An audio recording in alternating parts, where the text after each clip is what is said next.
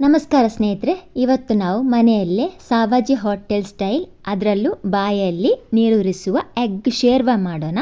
ಇದರ ವಿಶೇಷತೆ ಎಂದರೆ ನೀವಿದನ್ನು ಬಿರಿಯಾನಿ, ಪರೋಟ, ಚಪಾತಿ, ದೋಸೆ, ಜೋಳದ ರೊಟ್ಟಿ ಅಥವಾ ಅನ್ನದ ಜೊತೆಗೆ ಈ ಶೇರ್ವಾ ಸೂಪರ್ ಕಾಂಬಿನೇಷನ್ ಇರುತ್ತೆ. ಇಲ್ಲಿ ಎಗ್ ಶೇರ್ವಾ ಮಾಡೋದಕ್ಕೆ ನಾನಿಲ್ಲಿ 2 ಮೊಟ್ಟೆಯನ್ನು ತಗೊಂಡಿದ್ದೇನೆ. ಇದನ್ನು ಬೇಯಿಸ್ಕೊಂಡು ಹಾಗೆ ಸಿಪ್ಪೆ ಕೂಡ ತೆಗೆದಿಟ್ಟಿದ್ದೇನೆ. ಸೊ ಬನ್ನಿ ಇವಾಗ ಇದನ್ನು ಕಟ್ ಮಾಡ್ಕೊಳ್ಳೋಣ. ಇಲ್ಲಿ ಶೇರು ಮಾಡೋದಕ್ಕೆ ಇದನ್ನು ಚಿಕ್ಕ ಚಿಕ್ಕದಾಗಿ ಕಟ್ ಮಾಡಬೇಕಂತಿಲ್ಲ. ಸೊ ಇಡೀ ಮೊಟ್ಟೆಗೆ ನಾವು ಈ ರೀತಿ ಗೆರೆಗಳನ್ನು ಹಾಕ್ಕೊಳ್ಬೇಕಾಗುತ್ತೆ. 4 ಸೈಡು ಕೂಡ 4 ಗೆರೆಗಳನ್ನು ಹಾಕ್ಕೊಳ್ಬೇಕಾಗುತ್ತೆ.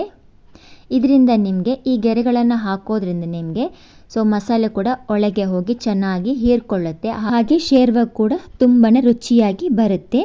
ಸೊ ಇವಾಗ ನೋಡ್ಬೋದು ಎಲ್ಲ ಸೈಡು ಕೂಡ ಮೊಟ್ಟೆಗಳಿಗೆ ಗೆರೆಗಳನ್ನು ಹಾಕೊಂಡಾಗಿದೆ. ನೋಡಿ, ಈ ಥರ ಒಂದು ಗೆರೆಗಳನ್ನು ಹಾಕ್ಕೊಳ್ಬೇಕಾಗುತ್ತೆ. ಸೊ ಇವಾಗ ಇದನ್ನು ಹೇಗೆ ಮಾಡೋದಂತ ನೋಡೋಣ ಬನ್ನಿ.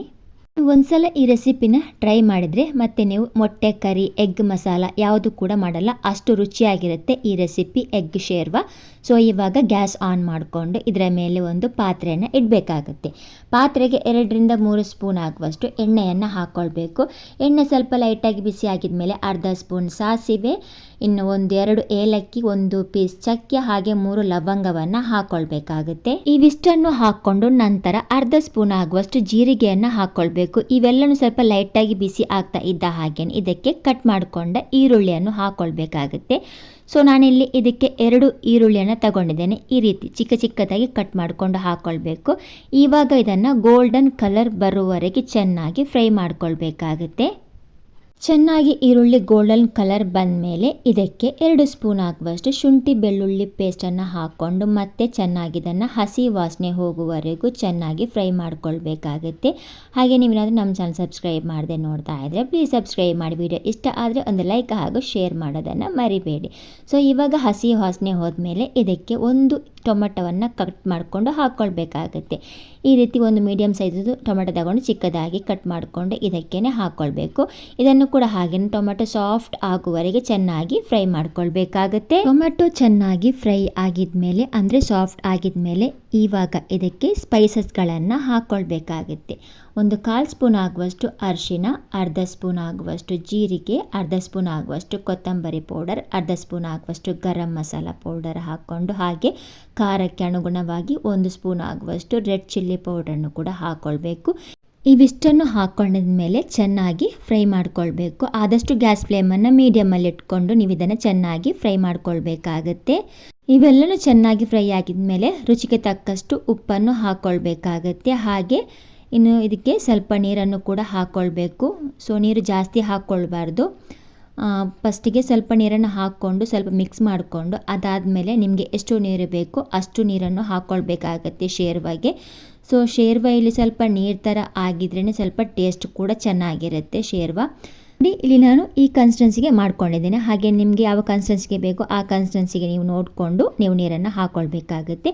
ಇವಾಗ ಇದನ್ನು ಚೆನ್ನಾಗಿ ಕುದಿಸ್ಕೋಬೇಕು. ಒಂದು ಲಿಡ್ ಕ್ಲೋಸ್ ಮಾಡಿಕೊಂಡು ಸೊ ಮೀಡಿಯಂ ಫ್ಲೇಮಲ್ಲಿಟ್ಟು ಚೆನ್ನಾಗಿ ಇದನ್ನು ಕುದಿಸ್ಕೋಬೇಕಾಗುತ್ತೆ. ಈ ಮೊಟ್ಟೆ ಶೇರ್ವಾ ಸ್ವಲ್ಪ ನೀರು ಥರ ಆಗಿದ್ರೇ ನಮಗೆ ಹೋಟೆಲ್ ಸ್ಟೈಲ್ ರುಚಿ ಬರುತ್ತೆ. ಹಾಗಾಗಿ ನೀವು ಸ್ವಲ್ಪ ನೋಡ್ಕೊಂಡು ನೀರನ್ನು ಹಾಕ್ಕೊಳ್ಬೇಕು. ಸೊ ಹೋಟೆಲ್ ಸ್ಟೈಲ್ ಬೇಕು ಅಂತಿದ್ರೆ ಸ್ವಲ್ಪ ಜಾಸ್ತಿಯಾಗಿ ನೀರನ್ನು ಹಾಕ್ಕೊಂಡು ಚೆನ್ನಾಗಿ ಇದನ್ನು ಕುದಿಸ್ಕೋಬೇಕಾಗುತ್ತೆ. ಸೊ ಇವಾಗ ನೀವೇನಿಲ್ಲಿ ನೋಡ್ಬೋದು ಚೆನ್ನಾಗಿ ಕುದಿ ಕೂಡ ಬರ್ತಾ ಇದೆ. ಇವಾಗ ಸ್ವಲ್ಪ ಇದನ್ನು ಮಿಕ್ಸ್ ಮಾಡ್ಕೊಳ್ಳೋಣ.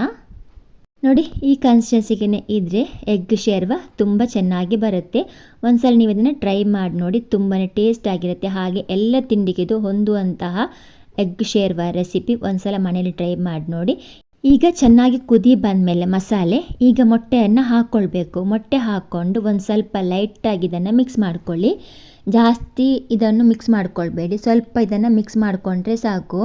ಯಾಕಂದರೆ ಮೊಟ್ಟೆಯಲ್ಲಿ ಸಾಫ್ಟ್ ಆಗಿರೋದ್ರಿಂದ ಕಟ್ ಆಗ್ಬೋದು. ಹಾಗಾಗಿ ಸ್ವಲ್ಪ ಕೇರ್ಫುಲ್ಲಾಗಿ ಇದನ್ನು ಸ್ವಲ್ಪ ಮಿಕ್ಸ್ ಮಾಡ್ಕೊಳ್ಳಿ. ಸೊ ಮಿಕ್ಸ್ ಮಾಡ್ಕೊಂಡಿದ್ದನ್ನು ಈಗ 8ರಿಂದ 10 ನಿಮಿಷದವರೆಗೆ ಇದನ್ನು ಮೀಡಿಯಮ್ ಫ್ಲೇಮಲ್ಲಿ ಇದನ್ನು ಮತ್ತೆ ಕೂಡ ಚೆನ್ನಾಗಿ ಒಂದು ಸ್ವಲ್ಪ ಇದನ್ನು ಕುದಿಸ್ಕೋಬೇಕಾಗುತ್ತೆ.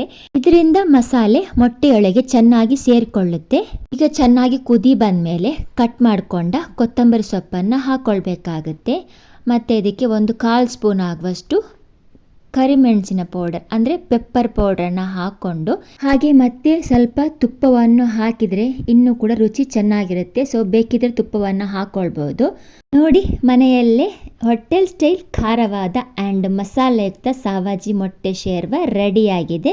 ಸೊ ನೀವೊಂದ್ಸಲ ಈ ರೆಸಿಪಿನ ಟ್ರೈ ಮಾಡಿ ನೋಡಿ, ತುಂಬಾ ಚೆನ್ನಾಗಿರುತ್ತೆ, ಹಾಗೆಯೇ ರುಚಿನೂ ಸೂಪರ್ ಆಗಿದೆ. ಎಗ್ ಶೇರ್ವಾ ರೆಸಿಪಿ ಖಾನಾವಳಿ ಹುಡುಕಿ ಹೋಗೋದು ಬೇಡ, ಮನೆಯಲ್ಲೇ ಮಾಡಿ. ಸಾವಾಜಿ ಸ್ಟೈಲ್ ಎಗ್ ಶೇರ್ವಾ ಹೋಟೆಲ್ ಟೇಸ್ಟ್ ಸಾವಾಜಿ ಮೊಟ್ಟೆ ಕರಿ ಈಗ ಮನೆಯಲ್ಲೇ ಸುಲಭವಾಗಿ ಮಾಡಬಹುದು. ಟ್ರೈ ಮಾಡಿ ಒಮ್ಮೆ.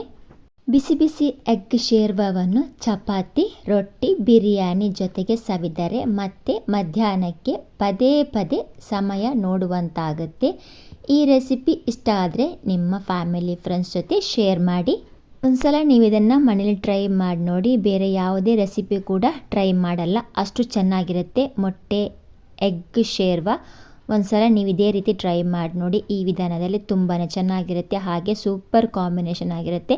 ಎಲ್ಲ ತಿಂಡಿಗೂ ಹೊಂದುವಂತಹ ಈ ಎಗ್ ಶೇರ್ವಾ.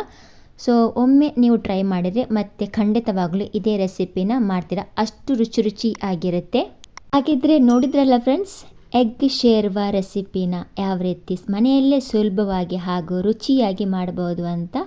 ಸೊ ವಿಡಿಯೋ ಇಷ್ಟ ಆದರೆ ತಪ್ಪದೆ ಒಂದು ಲೈಕ್ ಹಾಗೂ ಶೇರ್ ಮಾಡೋದನ್ನು ಮರಿಬೇಡಿ. ಹಾಗೆ ನಮ್ಮ ಚಾನಲ್ಗೆ ನೀವು ಹೊಸಬರಾಗಿದ್ದರೆ ದಯವಿಟ್ಟು ಸಬ್ಸ್ಕ್ರೈಬ್ ಮಾಡಿ, ಹಾಗೆ ವಿಡಿಯೋನ ಹೈಪ್ ಮಾಡಿ ಅಂತ ಹೇಳ್ತಾ ಮುಂದಿನ ಹೊಸ ರೆಸಿಪಿ ಜೊತೆ ಸಿಗೋಣ. ಅಲ್ಲಿವರೆಗೂ ಥ್ಯಾಂಕ್ಸ್ ಫಾರ್ ದ ವಾಚಿಂಗ್. ಹಾಗೆ ಒಂದ್ಸಲ ಇದನ್ನು ಟ್ರೈ ಮಾಡಿಬಿಟ್ಟು ಕಮೆಂಟಲ್ಲಿ ಹೇಳಿ ಟೇಸ್ಟ್ ಹೇಗಿದೆ ಅಂತ. ಹಾಗಾದರೆ ಮತ್ತೆ ಮುಂದಿನ ಹೊಸ ರೆಸಿಪಿ ಜೊತೆ ಭೇಟಿಯಾಗೋಣ. Thanks for the watching. Bye.